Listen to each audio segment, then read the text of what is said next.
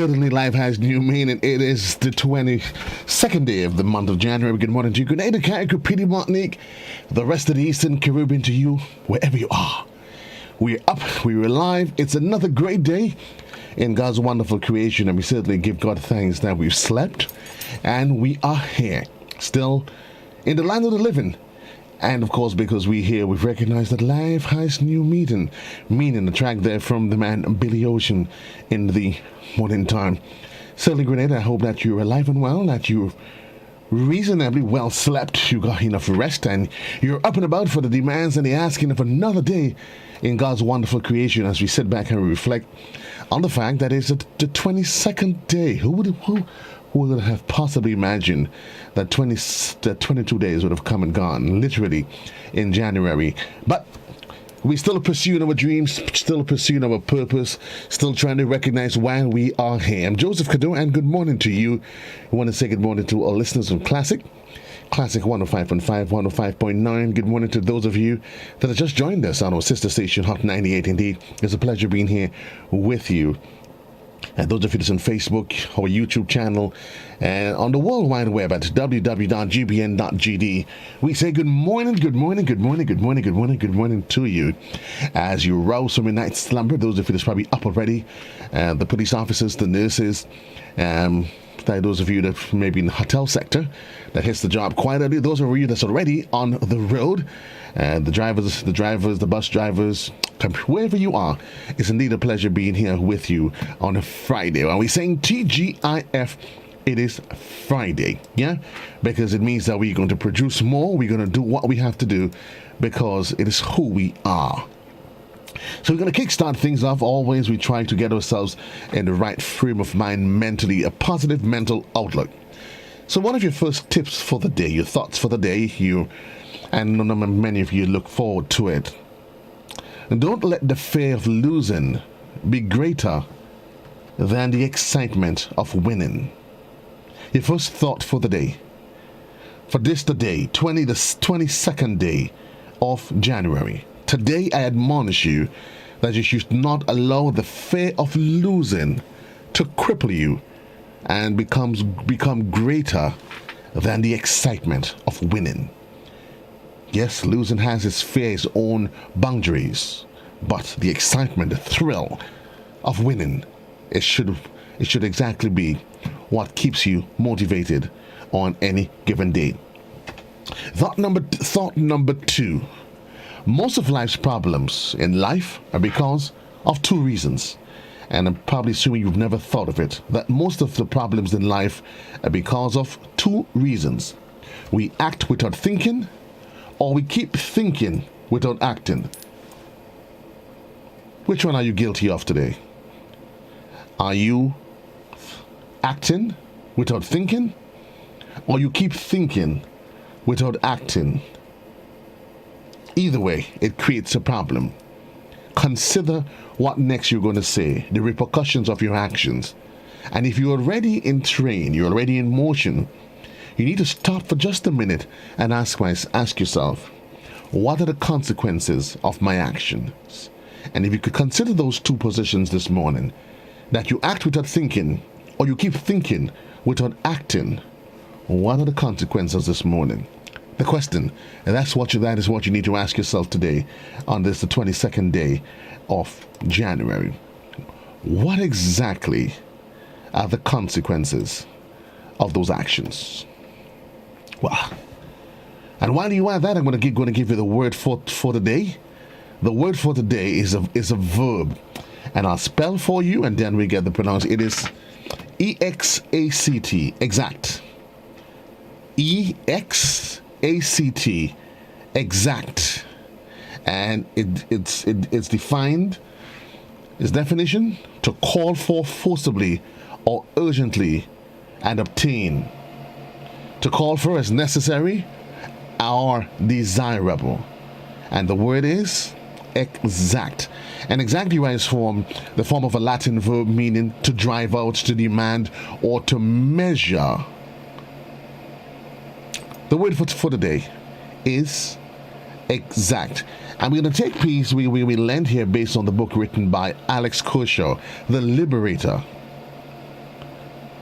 The Liberator depicts the Thunderbird staggering through a withering 500 plus days of combat in less than 2 years, exacting a terrible toll on the Axis troop while suffering nearly 10,500 casualties during the course of the war.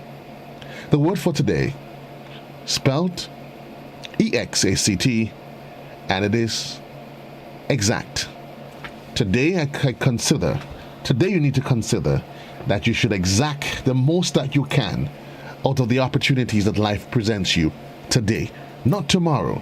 You go forth, you produce, and you conquer that which is in front of you. Make demands of yourself. Demand the best of yourself. Exact the best, the greater side of you. That's what you need today. Not mediocrity, not those standard elements of our lives that for too many times it pervades us and it cripples us. Today, we strive for better things. Well, we're at it because we're getting ready for the morning edition in just a bit.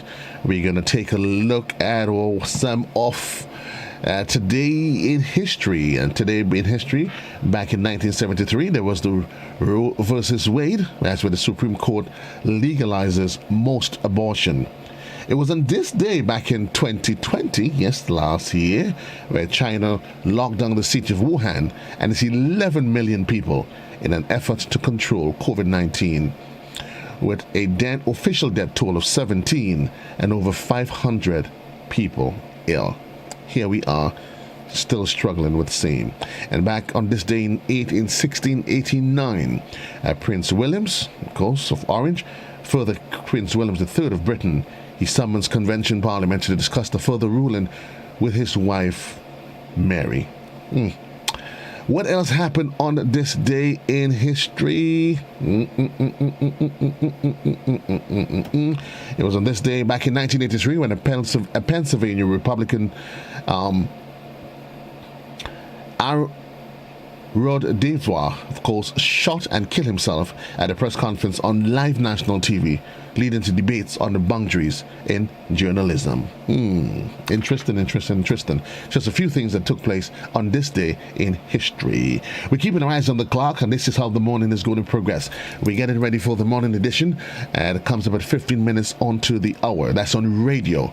For those of you that's on television, we will send you back to Stu Master Control, where you're going to get a rebroadcast of some of the top stories from last evening's broadcast. And we are going to return with you on television, and that's at 7:20 thereabout, when I'll be linked up with Miss Hyacinth from the National Celebrations Committee as we put into perspective, we put under the microscope some of the plans for our 47th anniversary of independence.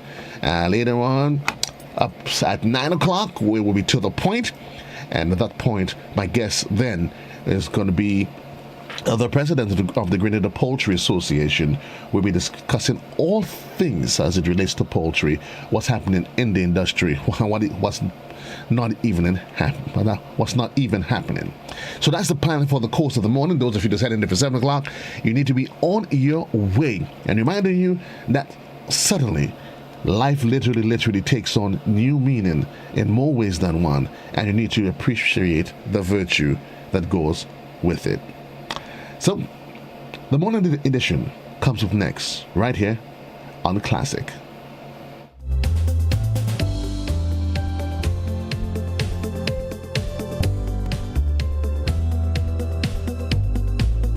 Do you know what time it is? You guessed right, it's detox time again at Nirvana Natural Health Clinic, Detox Center and Natural Health Store. Purchase our 7-day cleansing pack for only $500. Includes everything you need for a complete total body cleanse. Cleanse your blood, kidney, liver, and colon. This cleanse will help you lighten up and get rid of the excess. Also available are our special product Detox Combo Pack for only $100. Try our single detox products starting from $40. Check us out now. Belmont St. George's, close to the Fall Edge area, or call us on 231-6642, 418-7753 or 418-7115. Nirvana Natural Health Clinic, Detox Center, and Natural Health Store. Detox, your way to health.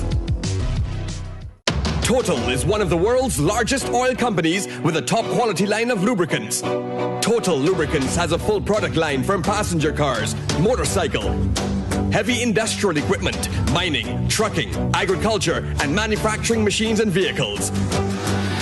Total Lubricants, winning championships in motorsports, including Formula One and World Rally Championships. Total Lubricants are available at all Rubis service stations, leading automotive shops, and distributed by Huggins. The fragile nature of the tourism industry came to the fore as the COVID-19 pandemic brought the world to a standstill. And just as there was some hope that 2021 will bring about major improvement for this sector, the harsh reality remains for the foreseeable future. However, when it comes to providing a stimulus package for those affected, the minister responsible for that industry says she can't commit at this time. Terry and Blackman-Stephen reports.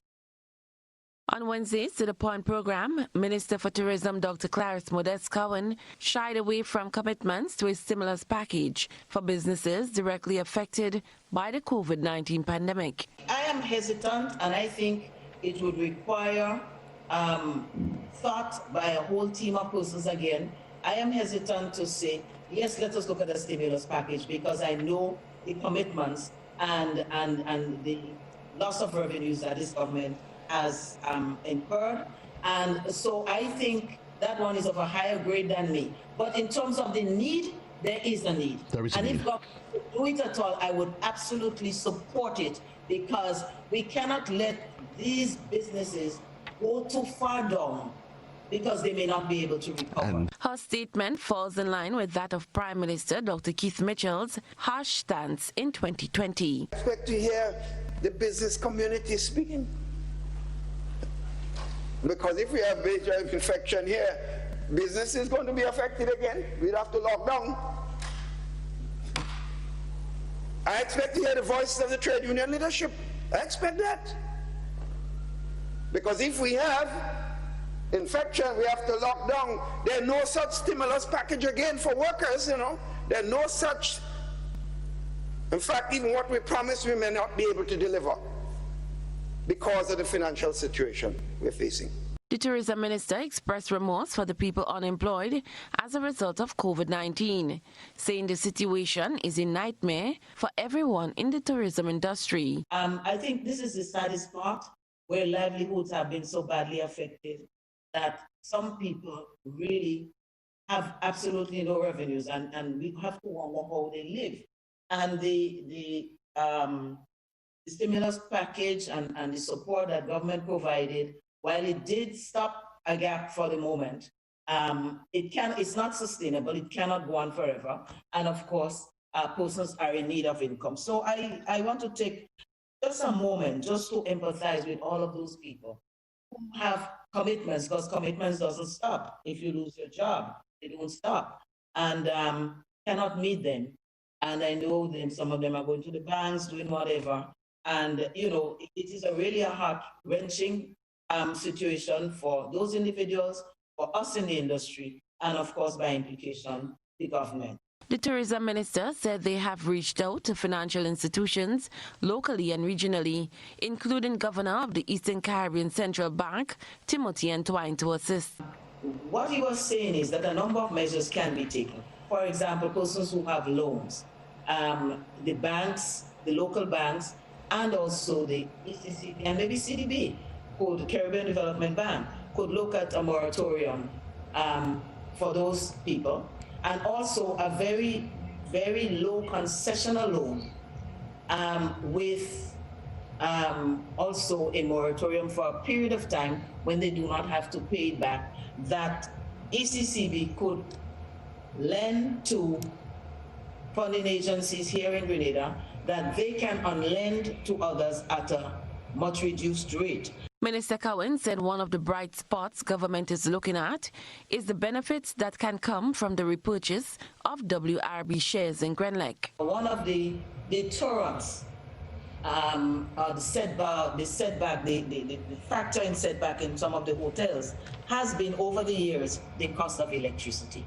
I really hope, I expect that, and we have discussed it at cabinet level, that with the new ownership and perhaps more appropriate management, we can look at reduction in cost of, so that some of these facilities incur the accommodation sector. I want to throw in SGU here, which contributes significantly to our economy. And this is my great expectation for that. Private sector Senator Christopher Diali, in a recent interview with GBN, said if businesses, especially within the hospitality and entertainment industries, do not get assistance soon, some could fold by the middle of this year. Have all our heads come together and see what can work and what cannot work and what we could do and to help us preserve what we have. And this is about protecting livelihoods as much as protecting lives. So it's a matter of seeing how we can get the right balance with the assistance of government. So it's not that all of us have the answers. It is about all of us coming together and seeing how we could come to some sort of place where we could come up with some level of solutions to the issues that we face. Cherry and Blackman Stephen, GBN News. Meanwhile, seems like there's a little light at the end of the tunnel as the feasibility study of the land slippage area in Molyneux is complete. We get details in this report. Molyneux land slippage began sometime in November of 2019. Since then, measures have been put in place, which led to some families seeking alternative accommodation. Vehicular traffic to this area has been restricted. A geotechnical study began. The latest report revealed that the study is now complete. At least one family is continuing to construct their home in the Molyneux area, appearing not to be bothered by the movement of the land on the opposite side of the road. Evidence shows structural ruins left as a result of the continuous shifting of the land surface. Like a thief in the night, bit by bit, portions of the road were pulled away, rendering it impassable. After more than a year of waiting to hear what is to come for the area, Infrastructure Minister Nolan Cox, during Tuesday's media brief, provided the latest update. A firm, the Caribbean Civil Group, they have been doing the feasibility study. We are happy to report that the feasibility study is completed and we have received that study. Sometime next week, there are going to be a presentation to our engineering team. We are looking to include civil society as well as part of that presentation. We want to ensure that we keep the public in tune with what is taking place, especially with the Molyneux situation.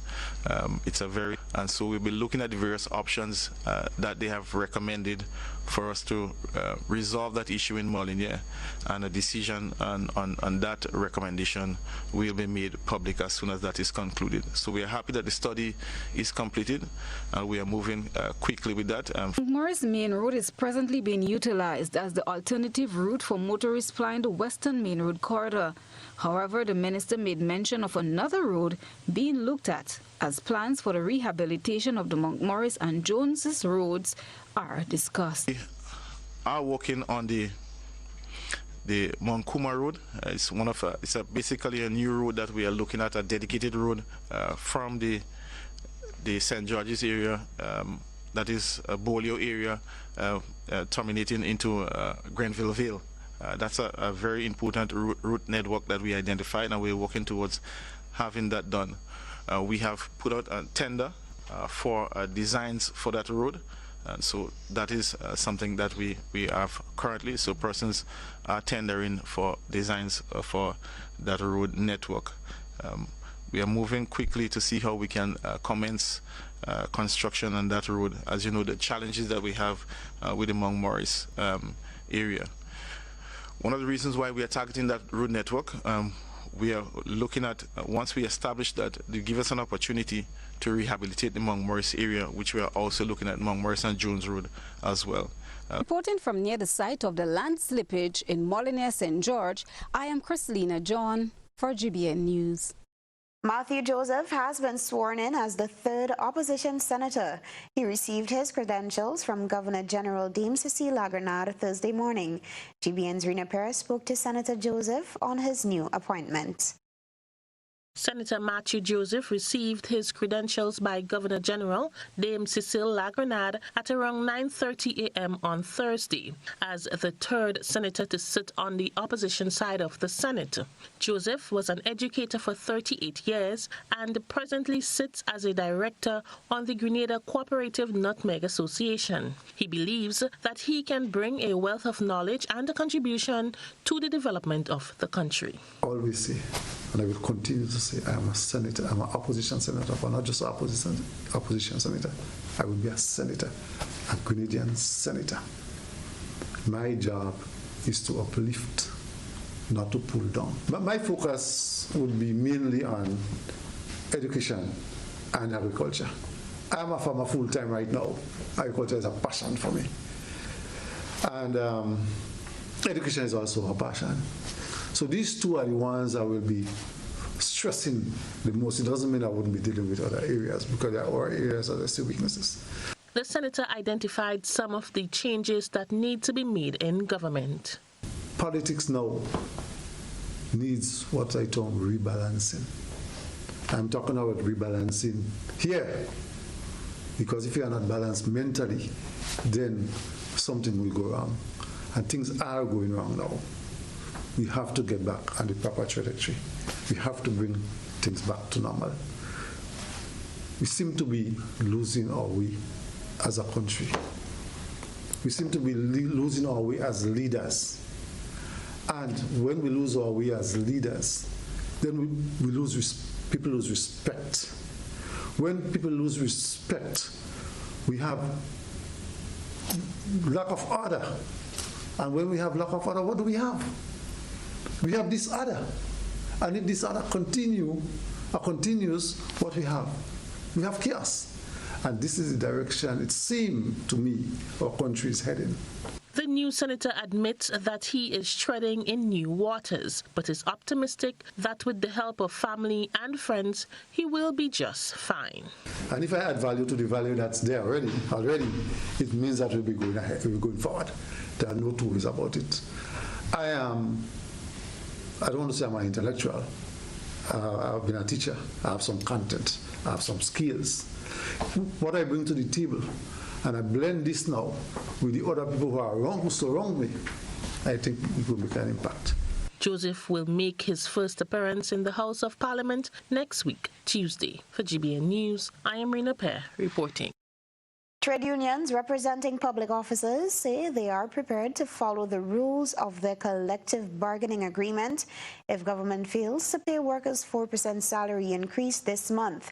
The position of President of the Grenada Union of Teachers, Marvin Andal, was expressed during Monday's Beyond the Headlines. The collective agreement itself says what would happen. And forgive me, I'm not a teacher, I'm not conversant. Can you please enlighten me and the Grenadian public who are not conversant? Well, there's a procedure for grievances that come out of a collective agreement, and we will follow that procedure.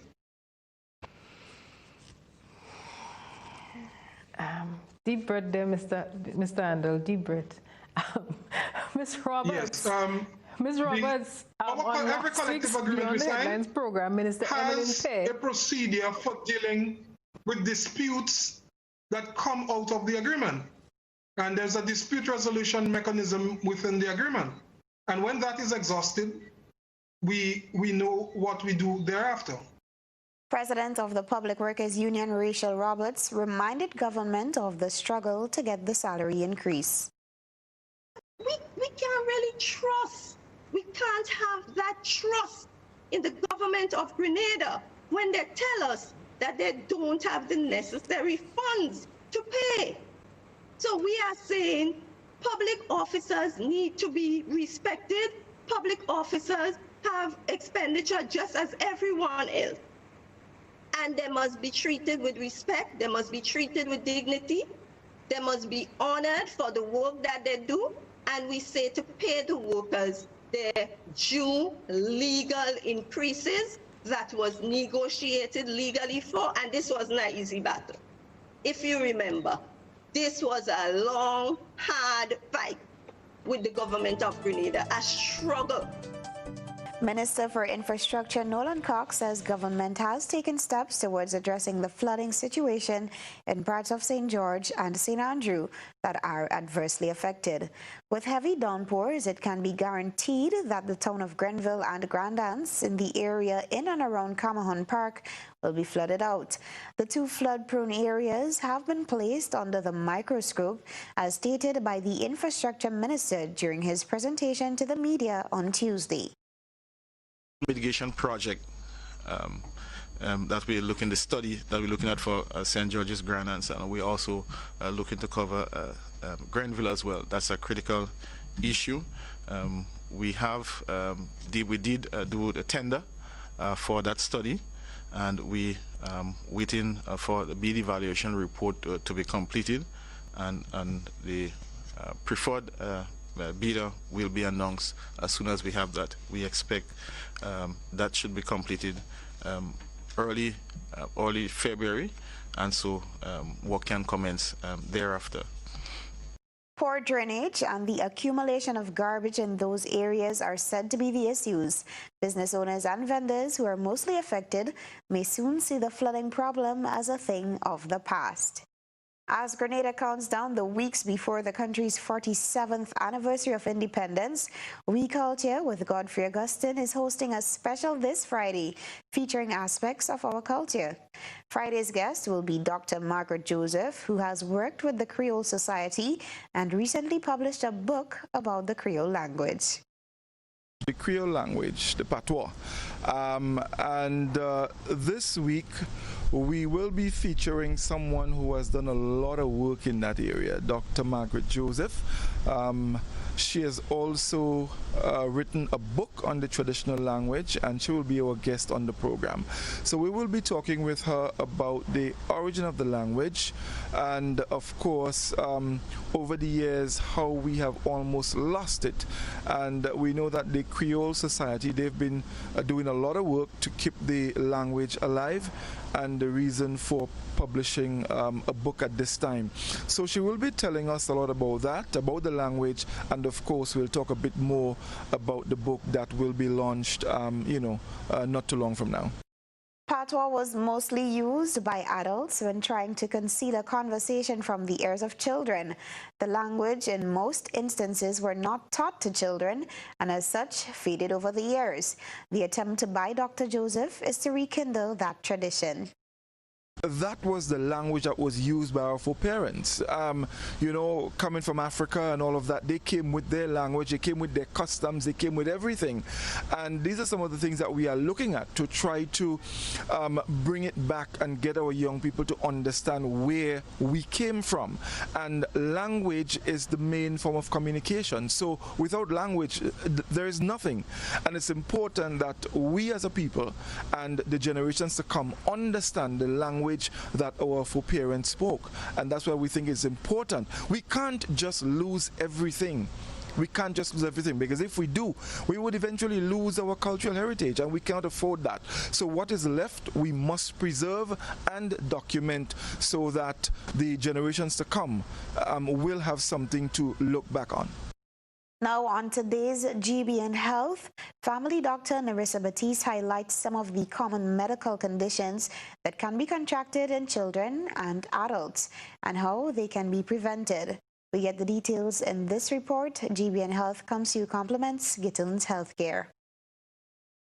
When you need your prescription filled or you require non-prescribed medication, supplements, or all your personal needs, visit Gittins Healthcare at locations on Wall Street, Grandance, Victoria Street, Grenville, and Central Deputy Street, Wall. Gittins Healthcare aims to provide an exceptional personalized pharmacy experience. Additionally, children under 5 and adults 55 years and over will enjoy 10% discount on purchases of $20 and over on prescription medication. Stop settling for less. Visit Gittins Healthcare, where your health is our priority.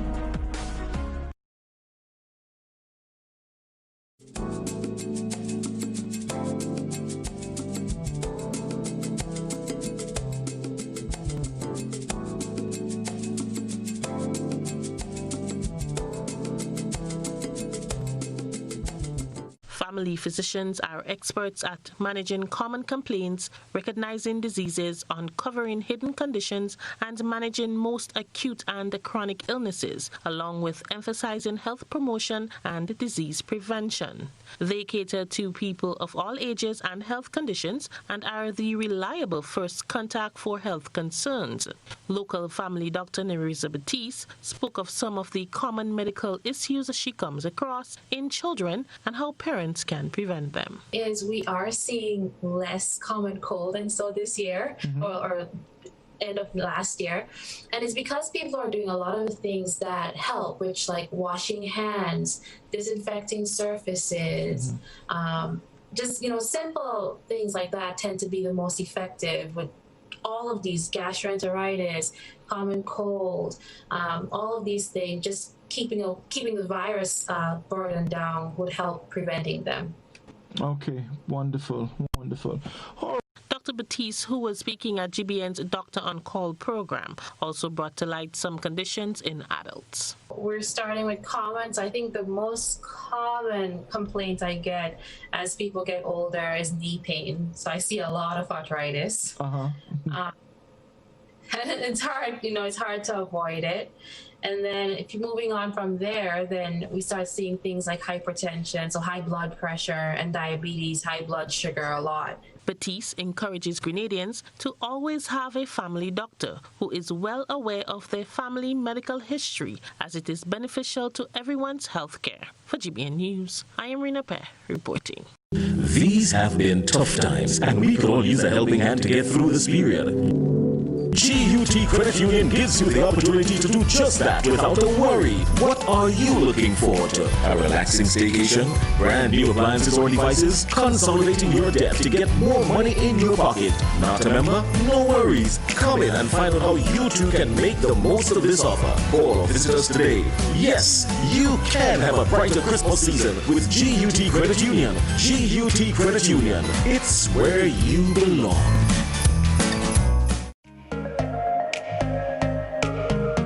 Running low on groceries? Why not visit realvalueiga.com and experience our new online shopping platform. Place your order, then go out and enjoy your day to spend more time with friends and family.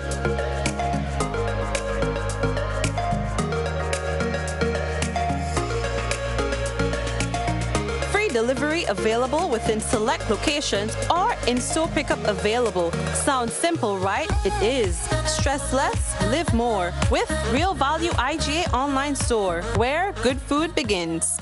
Its universal funds, the National Telecommunications Regulatory Commission, NTRC, donated over 50 ICT devices to Grenada. Details in this report. The devices will be used to assist disadvantaged youth in various communities to ensure that information and communication are available through technology for everyone. Coordinator of NTRC, Lawrence Samuel, says this is just the first of many to come. It is our pleasure to be providing these devices, and we are handing it over to Grenada. And we know the work that Grenada does in our communities, and we are happy to be a part of this exercise by Grenada.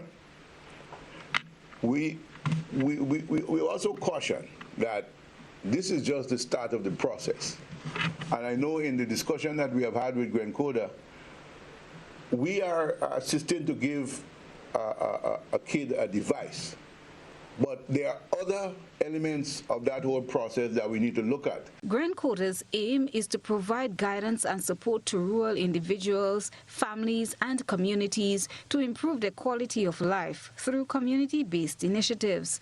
To date, they have targeted 2,000 plus students with a current membership of 175 persons. Deputy Secretary General of Grenada, Benny Langain, says the contributions made by NTRC will be properly utilized by youth under the Students Assistance Program. I want to assure the NTRC that the tablets will be well utilized. And I say that out of the confidence of how children have been able to grasp what the program, embrace what the program offers, and really, really move up. Help to begin to change their socio-economic conditions of themselves, their households. Very important. Christina John, GBN News. Do you know what time it is? You guessed right, it's detox time again. At Nirvana Natural Health Clinic, Detox Center and Natural Health Store. Purchase our 7-day cleansing pack for only $500. Includes everything you need for a complete total body cleanse. Cleanse your blood, kidney, liver, and colon. This cleanse will help you lighten up and get rid of the excess. Also available are our special product Detox Combo Pack for only $100. Try our single detox products starting from $40. Check us out now. Belmont St. George's, close to the Fall Edge area, or call us on 231-6642, 449-7753, or 418-7115. Nirvana Natural Health Clinic, Detox Center, and Natural Health Store. Detox, your way to health. Get Rubigas. Get cooking. Rubigas, clean, safe, and reliable LPG is the perfect solution for your commercial and everyday needs. For cooking at home or barbecuing, choose Rubigas LPG cylinders. Available in a variety of sizes from 20 to 100-pound cylinders. Rubigas LPG, clean, safe, reliable. Are you cooking with Rubigas? Get Rubis, get going. GBN Television News at 7, a pulse on all things Grenadian. Look out for our new features through expanded synergies with our media partners in Barbados, St. Lucia, Jamaica, Trinidad, and beyond. Capturing the latest in news, sports, weather, and entertainment. Credible, informative. Thank you for making us number one. News at 7, live, Monday to Friday on GBN Television, Channel 7 and 11. K105.5 and 105.9, Hot 98.5 and 98.7, GBN Television Facebook page and YouTube channel, and www.gbn.gd. GBN, with you anywhere and everywhere. You've spoken, we have heard. Now we're making more time available for your evening primetime shows on K105. From Monday, July 6th, Your Law will air from 6 to 7 p.m. On Tuesdays, Simply Agriculture. And on Wednesdays, join discussions on constitution reform in partnership with Island Media. At 5:55 p.m., we bring you news headlines, a capsule on local, regional, and international events, followed by News at 7 via simulcast with GBN Television. Join Godfrey Augustine for stimulating discussions on Release It from 8 p.m. on Wednesdays and Thursdays. GBN's K105.5 and 105.9. We're with you everywhere and anywhere. If you're on the move, catch us online at www.gbn.gd. Stop the spread of germs that can make you and others sick. Cover your nose and mouth with a tissue when you cough or sneeze. If you don't have a tissue, use your elbow. Wash hands often, especially after coughing or sneezing into a tissue.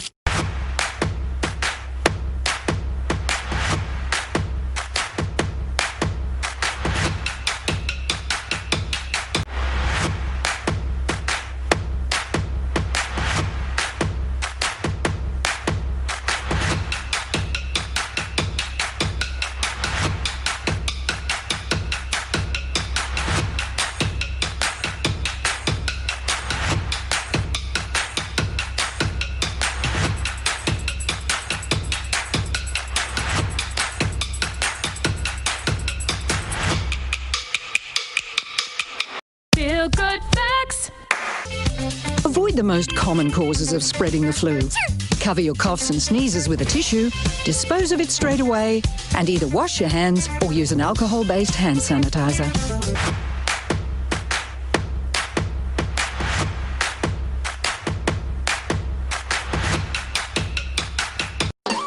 Coughs and sneezes spread diseases, so cover coughs and sneezes, please. Not with a rag or bandana. They trap germs. When you use the rag again, you put germs on your hands and everything else you touch. When you cough or sneeze, cover your mouth and nose with tissue. Throw the tissue in a bin and wash your hands afterwards. If you don't have a tissue, cough into your sleeve or elbow. Alcohol-based hand sanitizers are also effective in cleaning hands.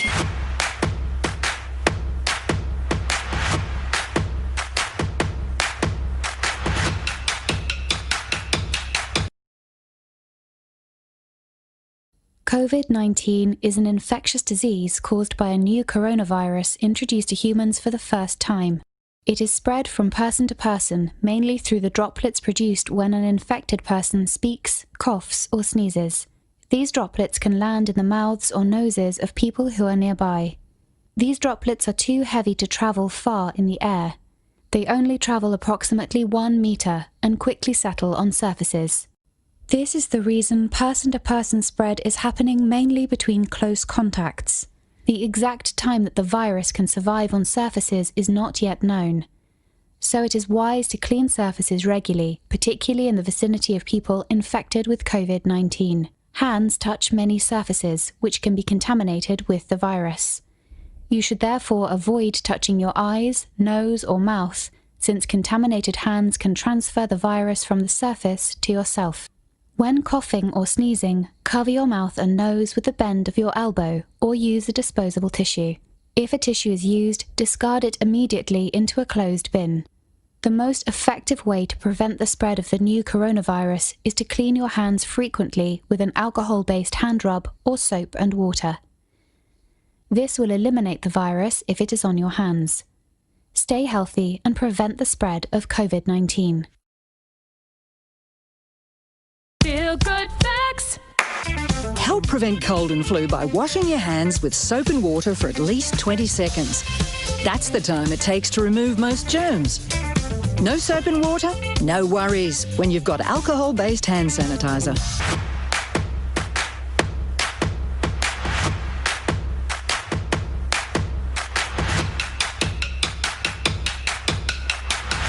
Feel good facts. Remember, if you have flu symptoms, do the right thing and stay at home to avoid giving it to others. Remember, you can be infectious up to a week after developing symptoms, so rest up and take it easy.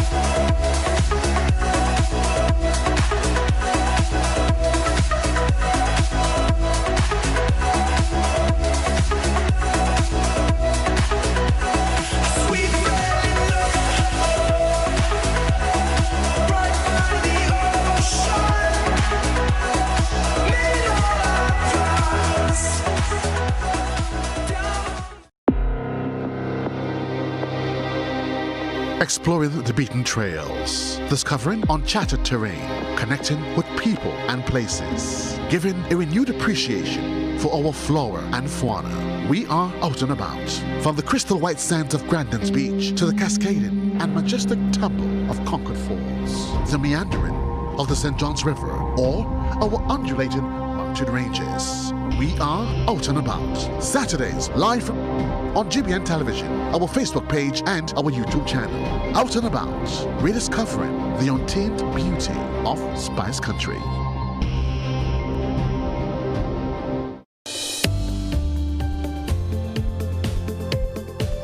Grenada.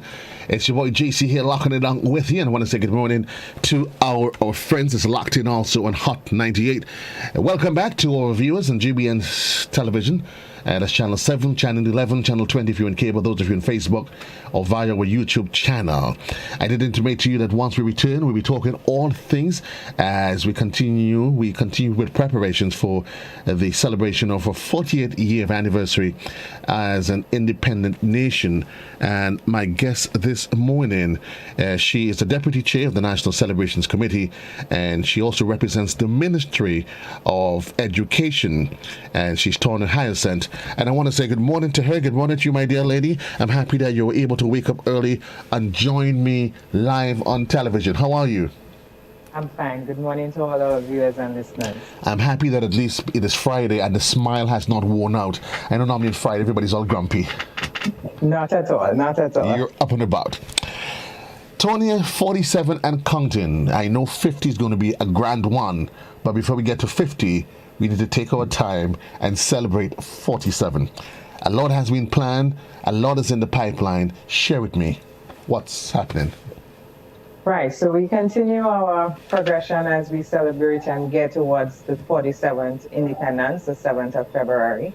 And we celebrate this under the theme of building together a safe, more resilient nation in these challenging times. And of course, we are aware that we are in the pandemic of COVID, and therefore everything that we do have to consider safety in mind. Safety not just for ourselves as a committee, but for us as a nation. We have to be very, very grateful and thankful to God for what we have been spared so far as a nation. We look at our world statistics and our Caribbean nations who are very much impacted by COVID, and therefore, as a country, we have to give thanks. Indeed, we have to give thanks, and the fact that you intimated that COVID is here, it changes everything. We're going to tell my appreciation. There's always a roll of activities that the public can look forward to. A calypso competition, different sort of things, National Dress Day, and all those sort of different things. Right. Take me through some of the activities that we can anticipate. So we are going to have a number of activities, but it is a scaled-down approach given our protocols of Grenada and COVID. We will have our usual National Calypso competition, which is well known. Our extravaganza will also happen. And we will have a military parade, virtually though. All our events will go virtual at a smaller scale. So our extravaganza is scheduled and carded for the 6th of February. That will be held at our National Stadium, and we will go virtually there. Our National Calypso competition will happen on the 5th. So that's Friday the 5th from our National Stadium again. And as usual, our military parade will occur on the day of independence. There will be the Royal Grenada Police Force is planning very heavily. It will be a scaled-down approach. There will be only 5 platoons on parade. But of course, we are going to be celebrating as a nation. And it's not just a celebration as the committee normally plans, but it's a celebration for every single Grenadian to be celebrating. It's a day where we really have to give thanks. Our church service, our normal ecumenical church service, which we usually have at a particular day, is not going to happen this year.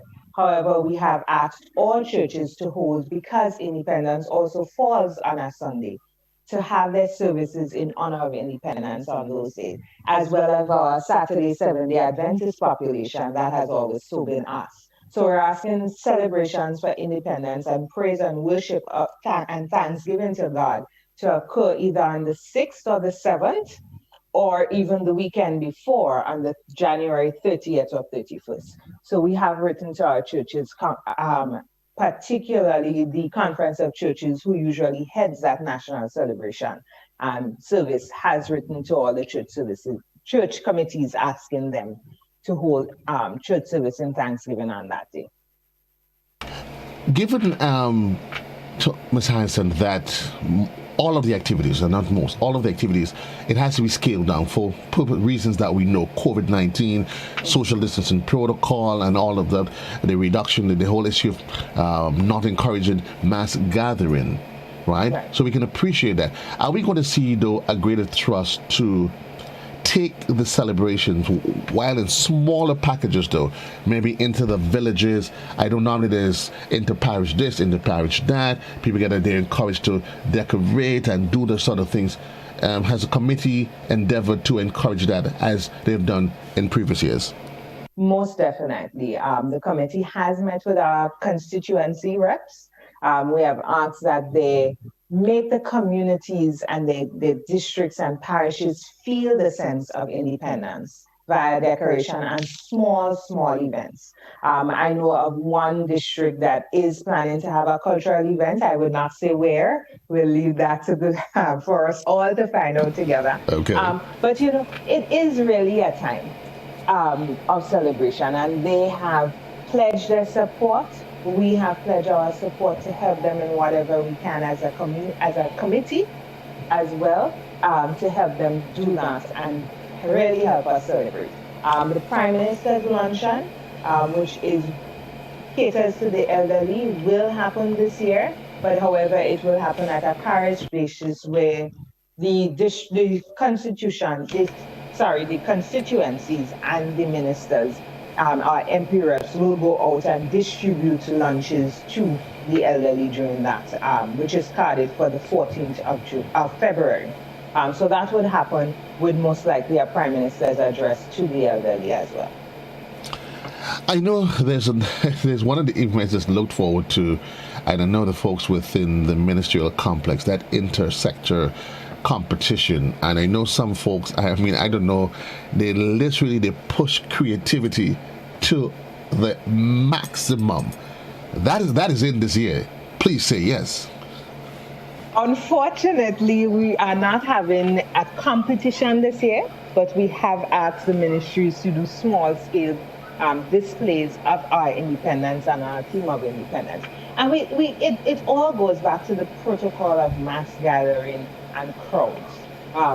We know that we do not want to encourage because it is a time where persons from all over the community and all over the island look forward to the 5th or the day that is designated as the Interministerial or National Colors Day, to go out and see what's displayed and how are we representing our island.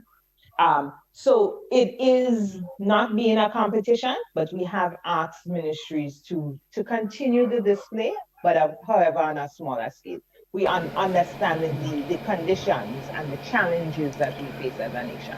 Well, understanding that, certainly as a committee, persons will be encouraged, though, to make sure that they represent on Colors Day.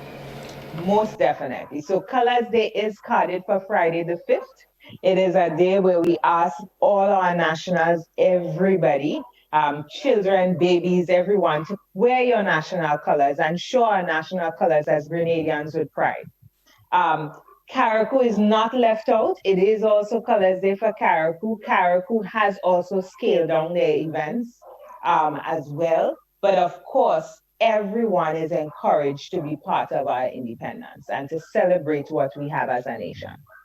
Can you expand, if you can, on what is planned for Carriacou? So Carriacou will have their church service again in collaboration, as is listed with On Island, where the churches will have their independence celebration. Carriacou this year has offered to do a radio quiz for students in Carriacou, and that would be on Vibes 101 FM and also Sister Isle Radio. So there are designated days for the various schools to participate in the radio quiz. They will not have a parade this year, as is customary, but they are of course, decorating Carriacou and making sure that Carriacou is part of our celebrations. Excellent, excellent. We're keeping our eyes on the clock. For those of you that's in full throttle, it is exactly 7:30. 8 o'clock workers, you should have already left home and be on your way. For those of you that's just joining, my guest this morning is she's the Deputy Chair of the National Celebrations Committee, and she also represents the Ministry of Education, Tonya Hyacinth, and we're discussing all things as it relates to our 40th anniversary of independence. Tonya, we keep saying it is scaled down, reduced, but certainly while we keep hearing that word, it doesn't in any way diminish in any way the excitement that you want to be conjured up as we celebrate our 47th year of independence. Most definitely. We as a people are very resilient, and that's one thing we can attest to as a nation. No matter what is thrown at us, we find ways to make celebrations happen. Even in our households, we make it happen. We know we have been challenged with Christmas, and I must also say here, even with the challenges of Christmas, we know that Rotary Club of Grenada, who usually does carols by candlelight every year, has now converted Quarantine Point into Independence. So they have all their lights are our national colors, red, green, and gold, and that's something we can also look forward to in participating. Going out on their lighting process takes place on a Friday to Sunday. And that's something, it gives Grenadians an opportunity to really go out and feel the spirit of independence. So they are having drinks and movie night and all of that as part of the celebrations to independence. And that's why independence is not just about the government committee, but it's about all people being involved. And Rotary Club has done that and shown that.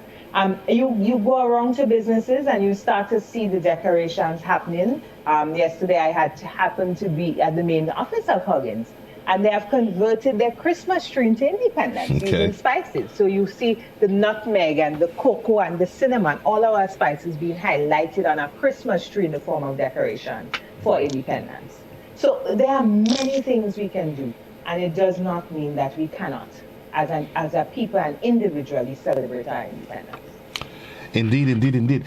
Among the activities that's coupled as the package for independence, there's normally a sporting element to it, where there's different sporting activities among the schools. Is that also a highlight of this year's celebration?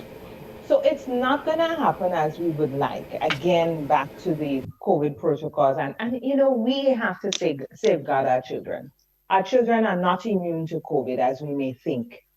They are also at risk. Our elderly population is at risk. And in that trust, the committee has decided that we will not have the sporting activities as we would like. And hopefully next year, when things are brighter and we know that the vaccination has taken place and we really understand COVID and how to respond, we can go back to having sporting activities. No sporting activities, but I know the young ones, they look forward to the Independence treat. Is that on the books? Definitely. So treat is on. We have asked our schools to submit their treat forms, which is customary every year. We have also asked schools to submit their program of activities as it's geared to independence. And we know that the education component of independence will continue as well with our schools. Our anniversary of independence, it is often said that there's probably more or even as much Grenadians living in the diaspora than those that are at home. I know over the years, there's always the folks in the diaspora, they look forward to the celebration just the same. The committee, has there been any conversation? Can you give us an appreciation of what's happening out there in the diaspora as part of the celebrations? So So the diaspora, of course, is having their plans and it's going up ahead with their plans. I know, for example, in the US, there are a number of activities carded as well as the UK. So you see the circulars going around with the independence team and their various activities that is carded. So we know that the diaspora is definitely part of the process. We know that they are always very proud to wear their national colors and to wave that flag proudly and high. And we know that that would continue, definitely, and not just here on island. You intimated that the military parade, and we know it has been one of the highlights, where Grenadians they go out in their droves to see the parade. Yes, it is reduced. Can you give us some more details in terms of the plans for the day, the time? You said it's going to be done remotely. Where can persons log on to access that parade on the day in terms of different platforms? The parade would begin at 10 a.m. As is customary. The details of login and so will be shared nationally once we have hooked up as to where and what platform we will be using. So discussions are taking place. Even just as yesterday, there was a site visit to the National Stadium to lay out how are we exactly going to do the virtual. And we understand that virtual has some technical aspects to it in order to bring something virtually. It's not just the live where you bring the usual parade, but there's some technical aspects. So we have met with the technical team looking at the plans and layout, given that we are scaling down the number of platoons. So all our other various organizational groups will not be, unfortunately, on parade this year. It's just the Royal Grenada Police Force, the 5 platoons of the Royal Grenada Police Force that will be on display. And the usual customary Governor General's presence and Prime Minister's address will also occur. The Governor General will inspect the rank as is customary, and the usual activity scale will happen as part of the parade. But of course, we will go virtually, and those links and details will go out very shortly. As part of the celebration, and this being part of it, there's going to be an aggressive campaign, PR campaign. Do you see that being needed now more than ever, given the challenge of COVID-19? And have you been able to give us a sense as to what people are feeling on the ground as it relates to the build-up of the celebration? I think we started the PR campaign late, and that's of course due to COVID. And we understood right around Christmas, which is customary for us to launch independence, what took place then.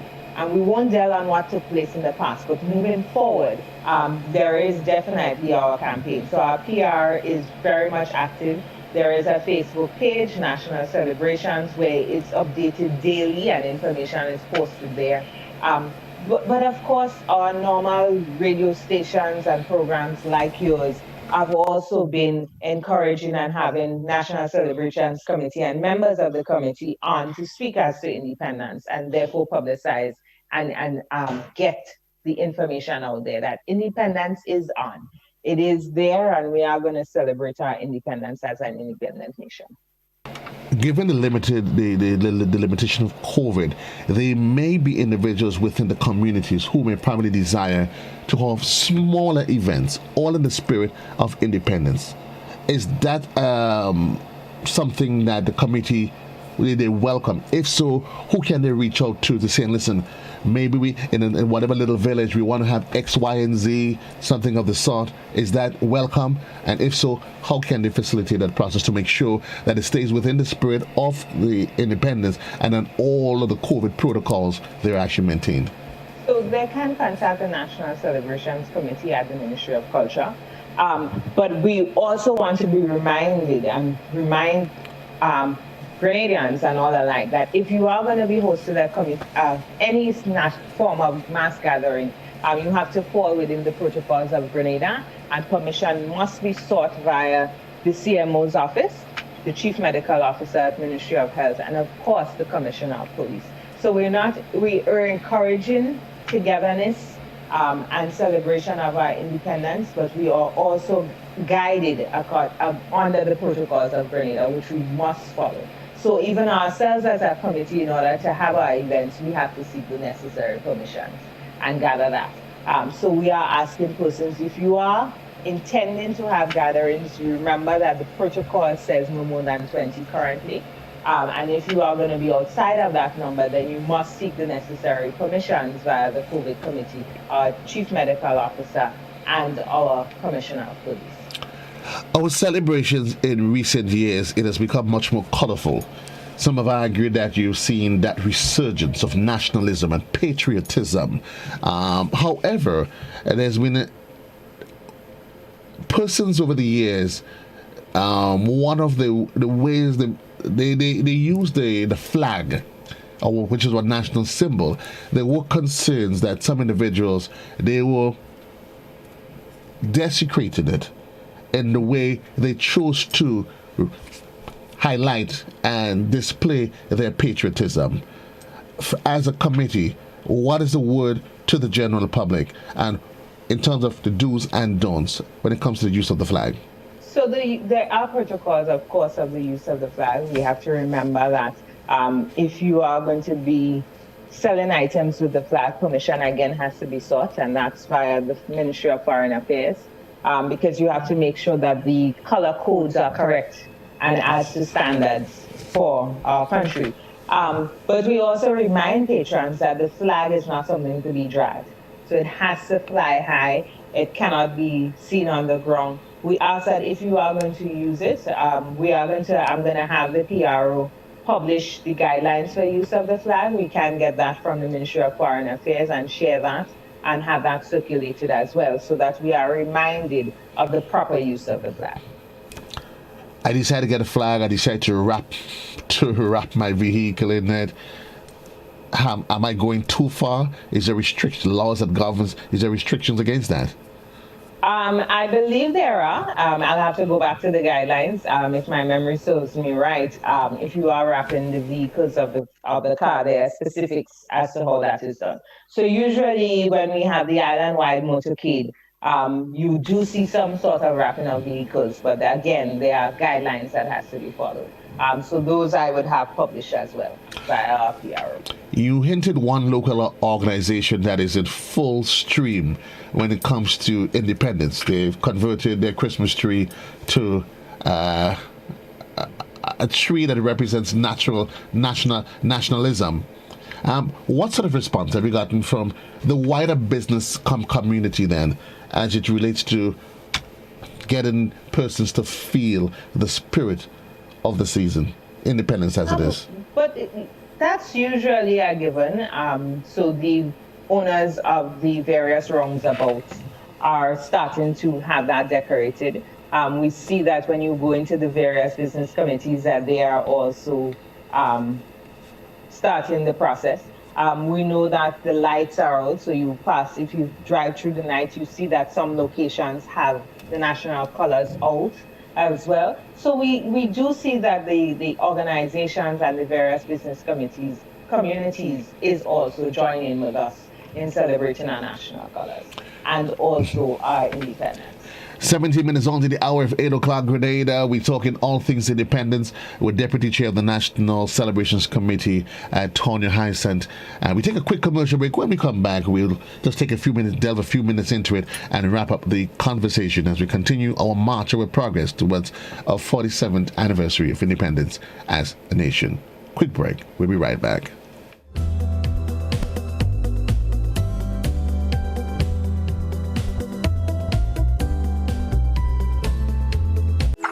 How going on, boy? Hey, good old things. Hey, Daisy. Yeah. Boy, in line, boy. Your house looking a real good day. Boy, it's thanks to the hard-working and professional staff at the Housing Authority of Grenada. They handled me real nice. They did my plan, they did the construction, and I didn't even have to worry about a thing. They were there with me every step of the way, supervising the job, asking me about my concerns, giving me feedback as the house took shape. They were there from start to finish, and even put the keys in the palm of my hand. I give them an A++ for customer service. Oh, it's people from housing bad, boy. Boy, Boy, not bad. Excellent. If you're thinking about constructing your home, why not consult the Housing Authority of Grenada? You could visit them right down in the Sandino complex or give them a call 440-1015 or 440-1016 or check out their website hag473.com. They go handle you. They go jog your blocks, they go draw your plan, they go tote your materials. Hey man, where you going? The Housing Authority of Grenada is your choice for affordable housing and a stress-free construction experience.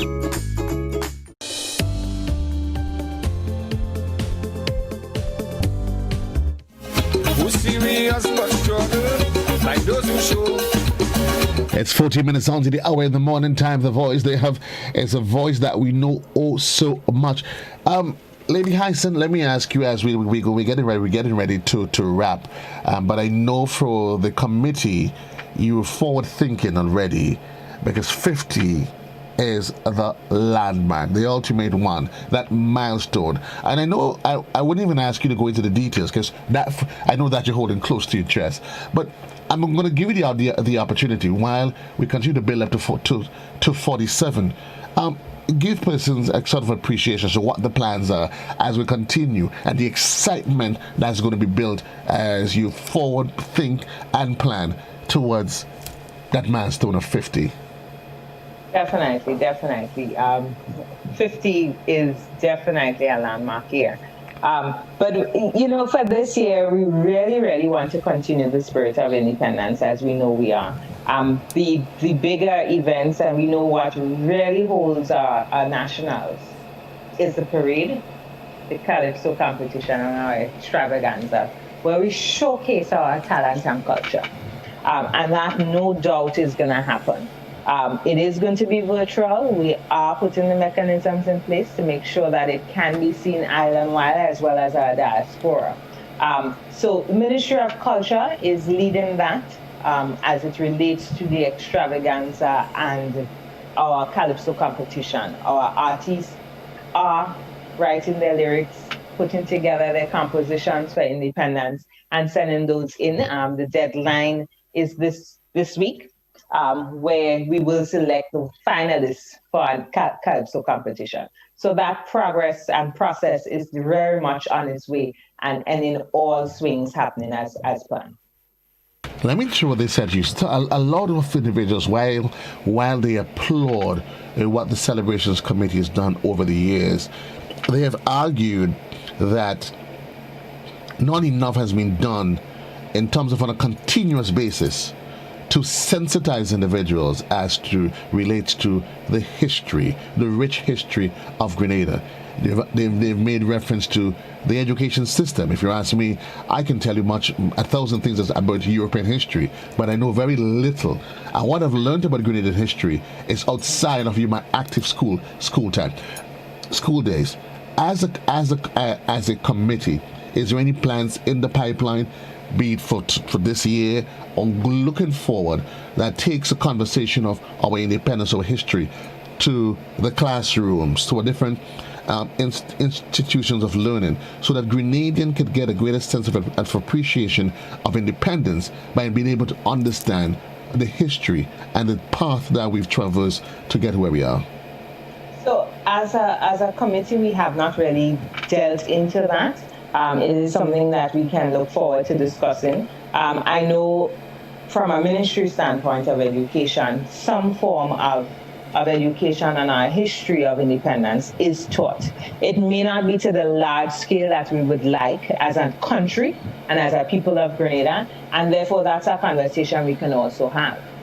So we welcome suggestions, comments, to us as to how can we grow that process and how can we influence that process going forward. What about the chronicling of, I know there are individuals there that are like walking encyclopedias. We say hats off to individuals like Ms. Gloria Payne Banfield. She has a lexicon of information. But the challenge is, it's up here. Has there been a plan to, before time moves on to eternity, ourselves and other individuals, let's have a conversation, translate it from grey matter onto paper or software? As a committee, I'm not sure if that is taking place. I'm sure conversations are happening on that. I know some years back there was an interview that was done. You usually see it being replayed every time around Independence with Mrs. Banfield on the history of independence. But therefore, that is definitely something that we need to note and start collecting and look into our older generations to give us the details and the history and definitely document those. That is definitely an event and something that is long overdue.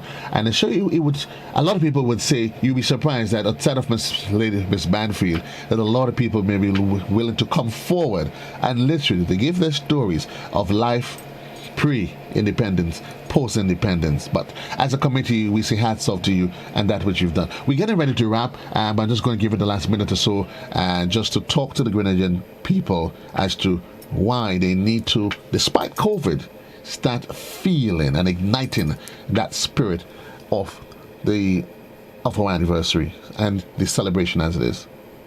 So even for what I would say is our independence is our independence. And we have come a long way as a country and as a state of Grenada to become independent. And therefore, I encourage all Grenadians to celebrate what we have earned, what we have come to know and be as an independent nation. And to show off our colors on National Colors Day, but not just National Colors Day, we can do it leading up to and even after for the whole month of February. Celebrate us as a nation and as a country. And with all that we do, we give thanks to God. And we need to remember that and really be grateful to God for all that we have endured and have been able to achieve. And therefore, I employ all Grenadians in whatever we do and whatever celebrations we do, that we do it safely within our COVID regulations and within our own protection of ourselves. Protection of ourselves, of our children, of our families, and of course, of our friends. So we cannot forget everyone on the streets, and we ask that you really, really take care of yourself in this pandemic that we are facing as a country. Everybody needs to just stay in their bubble. Just stay in the bubble. But unfortunately, we can't live in a bubble. But we need to definitely take the precautions. Take the precautions to make sure that we are safe. Taking the precautions to make sure that we that we safe. And the last word by Deputy Chair of the National Celebrations Committee, and she also represents the Ministry of Education on that committee. Tonya, Hyacinth, we want to say thanks for sharing with us. Just the start of what we expect to be an active PR campaign as we continue our journey towards the 47th anniversary of independence as a people. Grenada, that's where I say so long, goodbye for you. Good morning, Grenada. It was a pleasure being here with you as always. I want to encourage you as you go through the day. I want to encourage you to start feeling, breathing. And you know, a lot of people, you're always going to get varied reactions. Some will argue whether, well, after 47 years, what is there to celebrate about? You know, when you really, really start recognizing the virtue of being a Grenadian, when you travel, and then you get to realize, listen, that Grenada is a gem. It is a gem. You know, just the other evening as we were heading home, and I was telling the driver, GBN driver, but if you realize how calm, how peaceful, how tranquil Grenada is. Every now and again, somebody raised their head, a little monster comes out of their hole. But by and large, we're a safe, peaceful place. And some people, they envy. Listen, when you pass through the market square, golden apple, mango, no, not mangoes, no, you have cashews, you have fruits in abundance. There's always something that comes from the land, the richness of our soil, the spirit of our people. It cannot be measured. We're a resilient people, and we take things for granted.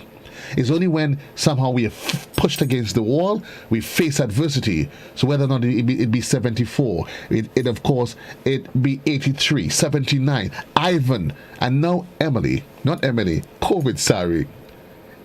It takes us to a point of recognizing that really and truly, as a people, we are collectively, we can do and become whatever we set our minds to be.